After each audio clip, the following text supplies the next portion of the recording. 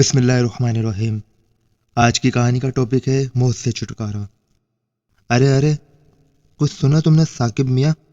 नहीं, लेकिन बात क्या है? आखिर क्या हुआ है और तुम इतनी परेशान क्यों दिखाई दे रहे हो? सादिक, अभी अभी सुनकर आ रही हूँ। अरे सुनकर क्या, देख कर आ रही हूँ। रहमत को किसी बड़ी बेरहमी से मार डाला है। इसकी लाश कुएं के सामने पड़ी है। बेचारा बहुत भला आदमी था, लेकिन जालिम ने मार डाला। लेकिन मासी, किसने मारा और क्यों मारा रहमत को? अरे उस चुड़ैल ने मारा है, जो कुएं पर कब्जे जमाए बैठी है और कुछ दिनों से लोगों को बेरहमी से मार रही है। लेकिन रहमत को तो पता था ना इस चुड़ैल का, फिर वो कुएं की तरफ गया ही क्यों?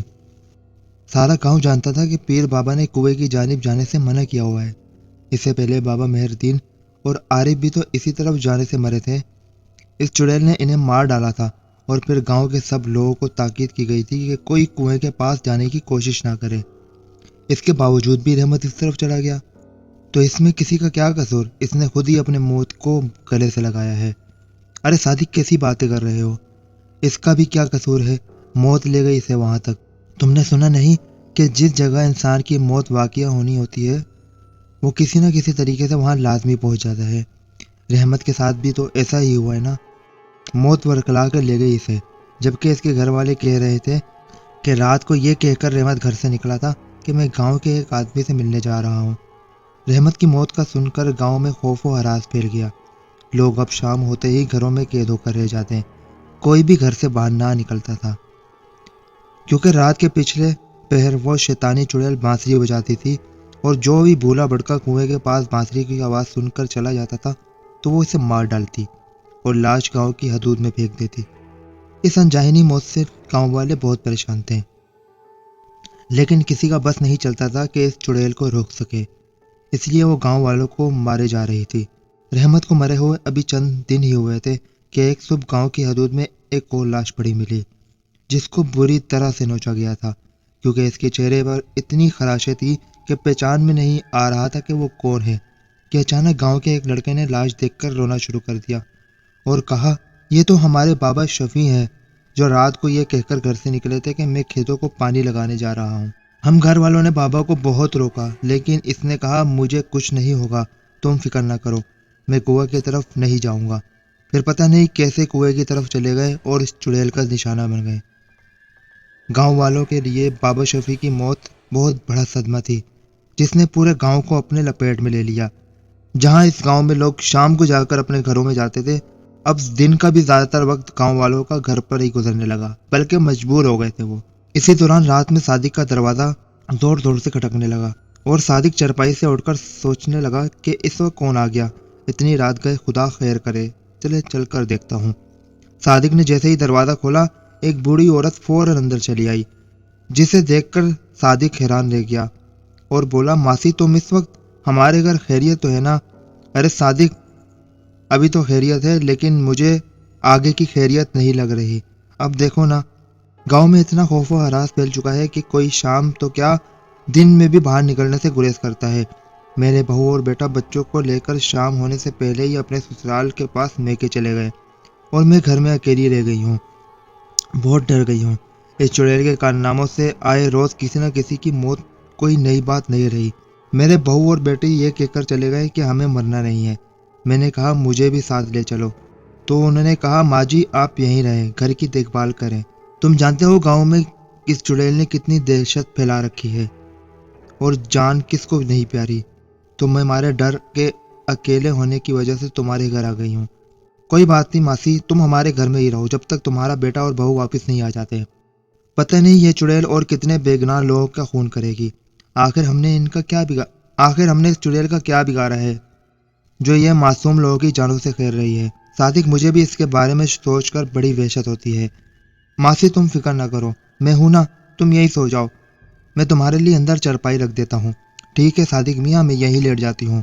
वैसे मुझे नींद तो नहीं आ रही, लेकिन हो सके तो तुम भी चौकन्ना रहना, मुझे हौसला मिलता रहेगा। अच्छा मासी, नहीं सोता मैं, तुम बस बेफिक्र होकर सो जाओ।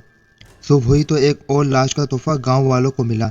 यह लाश गांव के एक नौजवान लड़के शहबाज की थी। मासी को जैसे ही पता चला कि गांव में एक और लाश है, तो वो फौरन वहां पहुंच गई। लाश को देखकर मासी रोने लगी और कहने लगी, बेचारा ये भी खूनी चुड़ैल के हाथों में आ गया। पता नहीं हमारा क्या बनेगा। देखो कितनी बेरहमी से मारा है, कितना नोचा है बेचारे का फूल जैसा चेहरा। कब तक इसी तरह लोग मरते रहेंगे इस चुड़ैल के हाथों। फिर मासी वापस सादिक के पास आई और इसे उस लड़के की मौत के बारे में इतला दी, जिसे सुनकर सादिक तड़प कर रह गया और बोला, वो चुड़ैल एक एक करके लोगों को मारे जा रही है, हम कुछ भी नहीं कर सकते। अगर इसी तरह चलता रहा तो गांव की आबादी वीराने में तब्दील हो जाएगी, कोई भी जिंदा नहीं बचेगा। हमें सब गांव वालों को मिलकर कुछ करना होगा। अरे सादिक मियाँ, तुम ऐसा करो, गांव वालों को कटिया वाले पीर बाबा के पास ले जाओ, वो यकीनन कोई ना कोई तदबीर निकाल ही लेंगे। मुझे उम्मीद है वो जरूर हमारी मदद करेंगे, पहले भी उन्होंने हमारी मदद की है। अगर हमने बरवक्त कुछ नहीं किया तो हो सकता है कि आने वाले वक्तों में ये गांव कब्रिस्तान बन जाए। मासी तुम ठीक कह रही हो, मैं अभी गांव वालों को साथ लेकर पीर बाबा के साथ जाता हूँ। ये बोलकर सादिक घर से निकला और काफी सारे गांव वालों को लेकर पीर बाबा की कटिया की जनाब जाने लगा। काफी देर बाद सादिक और गांव वाले पीर बाबा के पास पहुंचे और इन्हें सारी अमवात के हाल से आगाह किया। पीर बाबा ने कहा, अगर ऐसा है तो मुझे तुम्हारे गांव जाना होगा और देखना होगा कि कहीं वो चुड़ैल गांव की हदूद में आकर तो नहीं मारती लोगों को। ठीक है पीर बाबा, चलिए हमारे साथ। शाम होने से पहले ही पीर बाबा सादिक और गांव वालों के हमरा गांव पहुंच गए। थोड़ी देर आराम करने के बाद शाम ढलते ही पीर बाबा ने अपने इल्म से पता लगाया कि वो चुड़ैल गांव की हदूद से परे रहकर इन्हें मारती है। फिर पीर बाबा ने कहा, गांव वालों, मैंने पता कर लिया है, गांव के इर्द गिर्द हसार है, वो गांव की हदूद में दाखिल नहीं हो पाएगी, बल्कि मरने वाले खुद इसके पास किसी तरह चले जाते हैं, जिन्हें मारकर वो अपना गुस्सा ठंडा करती है और बाद में गांव की हदूद में फेंक देती है। लिहाजा इसका बेहतरीन हल यह है कि कोई भी गांव वाला दिन को या रात को कुएं की तरफ ना जाए, चाहे कुछ भी हो जाए, इसी में इसकी भलाई होगी। इसके बाद पीर बाबा ने सादिक से कहा, सादिक मियाँ, रात काफी हो गई है, तुम ऐसा करो, मुझे खटिया तक छोड़ाओ। सादिक ने मुस्कुराते हुए कहा, क्यों नहीं पीर बाबा, चलिए। और दोनों वीरान रास्ते पर चल पड़े। कुटिया तक पहुंचते पहुंचते रात काफी गहरी हो गई थी। सादिक ने पीर बाबा से इजाजत ली और वापस गांव की जानिब चल पड़ा। इसके दिल में तरह तरह के ख्याल आ रहे थे कि सुनसान रास्ता और मैं अकेला, अगर कोई चुड़ैल नजर आ गई तो मैं कैसे बचूंगा। फिर खुद ही इन ख्यालात को यह कहकर रद्द कर दिया, अरे गांव के गिर्द तो हसार है, वो चुड़ैल यहाँ कैसे आएगी, और वैसे भी अब थोड़ी ही दूर गांव है, बस मैं पहुंचने वाला हूँ। इन्हीं ख्यालात में जब सादिक रास्ते में झाड़ियों के करीब गुजरा तो इसे किसी बच्चे की रोने की आवाज आई। सादिक चौंक गया और अपने कान आवाज की जानिब लगा दिए। झाड़ियों के अंदर से बच्चे की रोने की आवाज सुनाई दे रही थी। सादिक ने आवाज के ताक़ुब में कदम बढ़ा दिए और जब वहां पहुंचा तो ये देखकर हैरान रह गया कि एक बच्चा सच में रो रहा था। सादिक ने जैसे ही इसे उठाने के लिए अपने हाथ बढ़ाए तो वो बच्चा एकदम चुड़ैल के रूप में आ गया और चश्मे जन में इसने सादिक को मार डाला और लाश गांव की जानिब जाने वाले रास्ते पर फेंक दी। सुबह जब लोग इस रास्ते से गुजरे तो सादिक की लाश मिली। गांव वाले खौफो हरास में सादिक की लाश देखकर लर्जा उठे। अब तो गांव वालों को यकीन हो गया था कि वो चुड़ैल गांव वालों से इंतकाम ले रही है और इसी तरह एक एक करके गांव वालों को मार रही है। गांव में दहशत की फिजा फैली हुई थी कि उन दिनों गांव में नोमी नाम का एक लड़का, जो शहर से किसी से मिलने आया था, कि गांव में कुछ दिन गुजारूंगा और घर वापस चला जाऊंगा।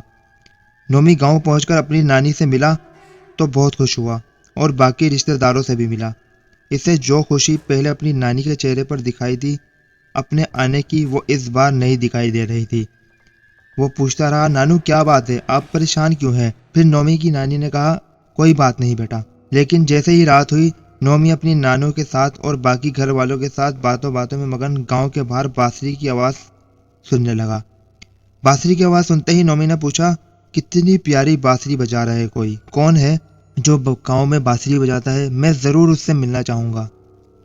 और फिर उसी लम्हे नोमी की नानू के चेहरे का रंग फक हो गया और इसके मुंह से बेख्तियार निकल गया, नोमी तुम इससे कभी नहीं मिलोगे, खुदा न करे कि तुम्हारा इससे कभी सामना हो, अगर ऐसा हुआ तो बहुत भयानक अंजाम निकलेगा।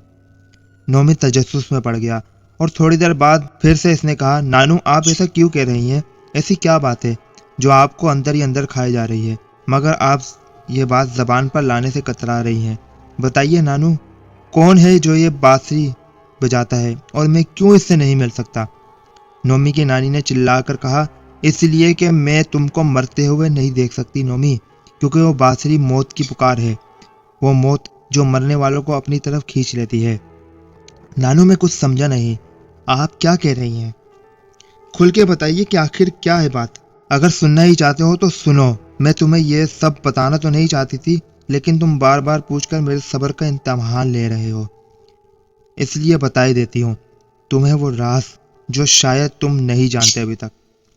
ये बात उन दिनों की है जब गांव में हर तरफ खुशियां थी, कोई भी किसी का खौफ नहीं था। यहाँ की फिजा बहुत प्यारी थी, लेकिन न जाने किसकी नजर लग गई, गांव मातम गदा बन गया। जिस गांव की आबादी का दूर दूर तक चर्चे थे, वो बर्बादी में तब्दील होने लगा। गांव से थोड़े फासले पर मशरिक की तरफ गांव का पुराना कुआं है। वहां पर सदियों पुरानी चंद कब्रें मौजूद हैं, जो हमारी जिंदगी से भी पहले की कब्रें हैं। कब्रों और कुएं में सिर्फ 5 से 7 कदमों का फासला है। कब्र और कुएं के इर्द गिर्द बहुत सारे बरगद के पेड़ों ने डेरा जमा रखा है। इन बरगद के पेड़ों में से एक पेड़ ऐसा भी है जो सबसे ज्यादा पुराना है, क्योंकि वही एक वाहिद बरगद का पेड़ है जो दूसरे पेड़ों से बहुत ज्यादा मुख्तलिफ है।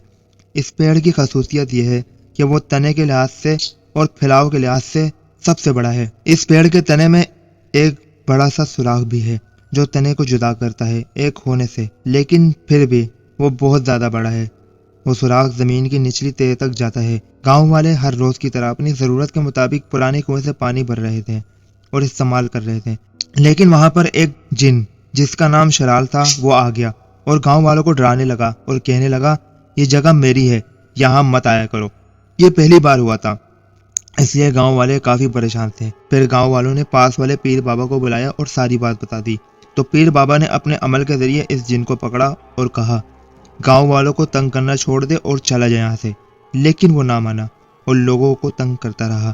तो पीर बाबा ने इसे दोबारा पकड़कर जलाकर मार डाला। इस तरह गांव वालों ने कुछ सुख का सांस लिया। जिंदगी फिर वैसे ही चलने लगी। लेकिन इस जिन के मरने के बाद इसकी बीवी, जिसका नाम सुना है शकानी है, इसने अपने शोहर की मौत का बदला लेने की ठानी और यूं इसने कब्रिस्तान और वीरान कुएं पर कब्जा कर लिया। फिर इसने हर आने वालों को मारना शुरू कर दिया। लोगों को इतनी बेरहमी से मारती कि खुदा की बना। जो भी रात को इसकी हत्या लग जाता वो इसे जरूर मार देती और कहती कि तुम गांव वालों ने मुझसे मेरा जीवन साथी छीन लिया है, मैं तुमसे जिंदगी छीन लूंगी, पूरे गांव वालों को मार डालूंगी, किसी को नहीं छोड़ूंगी। इसने बहुत सारे गांव वालों को मारा और निहायत बुरी तरह से मारा। फिर गांव वालों ने जब देखा कि जिन्नी शिकानी एक एक करके गांव वालों को मार रही है, तो उन्होंने पीर बाबा को बुलाया। पीर बाबा ने 5 दिन के अमल से गांव के गिर्द हरसार खींच दिया और यूं वो जिन्नी गांव से दूर कुएं और कब्रिस्तान की हद तक ही महदूद रह गई। वो अब भी वहीं रहती है, यानी कुएं के पास। गांव वालों ने अपनी आंखों से देखा है इसे, इस बड़े वाले बरगद के पेड़ वाले सुराख से धुआं बनकर जमीन के अंदर जाते हुए और धुआं बनकर ही इस सुराख से जमीन के ऊपर आते हुए। धुएं के बाद वो अपनी असली हालत में आ जाती है। हसार खींचे जाने के बाद वो जिन्नी कुएं के पास ही महसूर होकर रह गई है और लोगों ने इस तरफ जाना बंद कर दिया है। लेकिन इसने भी एक राह निकाली गांव वालों को मारने के लिए। वो रात के वक्त बांसुरी बजाने लगी और गांव के लोग हसार तोड़कर कुएं के पास चले जाते हैं और वो इन्हें मारती थी। लेकिन गांव वालों को पता है कि रात को अगर बांसुरी की आवाज आए तो कोई अपने घर से ना निकले, और अगर किसी काम से निकले तो कब्रिस्तान या कुएं की तरफ ना जाए। लेकिन वक्त गुजरने के साथ साथ लोग अपनी मौत की तरफ कदम बढ़ाते रहे और वह जालिम जिन्नी इन्हें मारती रही। इस दिन से लेकर आज तक गांव के बहुत सारे लोग मारे जा चुके हैं और हर रात वो जिन्नी बांसुरी जरूर बजाती है। अभी भी ये बांसुरी की आवाज जो तुम सुन रहे हो ये वही बजा रही है, ताकि कोई गलती से भूला भटका इंसान इस तरफ आए तो वह इसे अपने इंतकाम का निशाना बना सके। नोमी के दिल में इस जिन्नी से मिलने, इसको देखने की तलब जाग गई थी। लिहाजा अपनी नानी और दीगर घर वालों के सोते ही नोमी ने चुपके से दरवाजा खोला और पुराने कुएं की तरफ चल पड़ा। गांव एक सुनसान जगह थी, लेकिन नोमी बेखौफ कुएं की तरफ चला जा रहा था।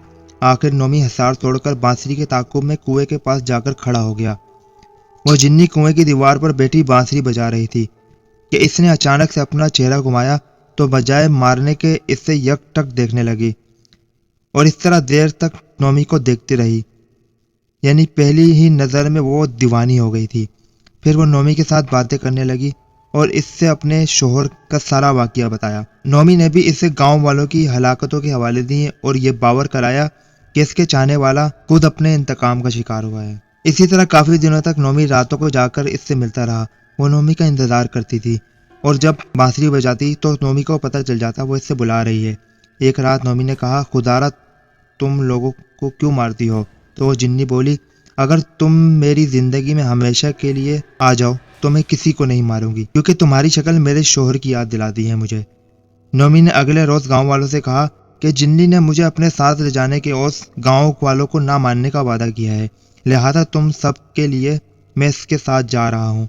और फिर सारे गांव वालों के सामने ही देखते नोमी और जिन्नी बरगद के पेड़ के बने सुराख में उतर गए, हमेशा हमेशा के लिए। नानी ये सदमा बर्दाश्त न करते हुए इस दुनिया फानी से कूच कर गई।